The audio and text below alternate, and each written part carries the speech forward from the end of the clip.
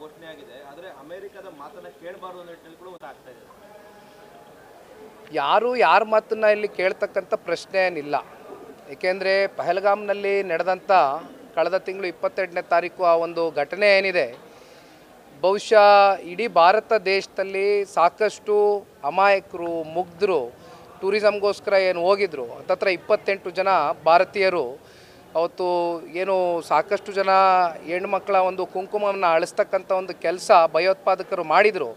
ಅದಕ್ಕೆ ತಕ್ಕವಾದಂಥ ಒಂದು ಉತ್ತರ ಕೊಡಬೇಕು ಅಂತಕ್ಕಂಥದ್ದು ಏನು ಆಪರೇಷನ್ ಸಿಂಧೂರ್ ಅಂತಕ್ಕಂಥ ಒಂದು ಕಾರ್ಯಾಚರಣೆಯನ್ನು ದೇಶದ ಗೌರವಾನ್ವಿತ ಪ್ರಧಾನಮಂತ್ರಿಗಳು ಪ್ರಾರಂಭ ಮಾಡಿದ್ದಾರೆ.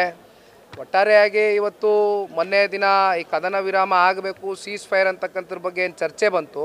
ಅದಾದಮೇಲೂ ಕೂಡ ಶ್ರೀನಗರದಲ್ಲಿ ಮತ್ತೆ ಕೆಲವೊಂದಷ್ಟು ಡ್ರೋನ್ಗಳು ಇವೆಲ್ಲ ಹಾರಿಸುವ ಮೂಲಕ ಪಾಕಿಸ್ತಾನದವರು ಬಹುಶಃ ಒಳಗಡೆ ಅವ್ರಿಗೆ ತಳಮಳ ಇದ್ದರೂ ಕೂಡ ಇವತ್ತು ಯುದ್ಧಕ್ಕೆ ಕಾಲು ಕಿರ್ಕೊಂಡು ನಿಂತಿರ್ತಕ್ಕಂಥದ್ದು ನೋಡಿದಾಗ ಬಹುಶಃ ಇದಕ್ಕೆಲ್ಲ ತಕ್ಕವಾದಂಥ ಉತ್ತರ ದೇಶದ ಗೌರವಾನ್ವಿತ ಪ್ರಧಾನಮಂತ್ರಿಗಳು ಕೊಡ್ತಾರೆ ಅಂತಕ್ಕಂಥದ್ದು ನಾವು ಭಾವಿಸಿದ್ದೇವೆ.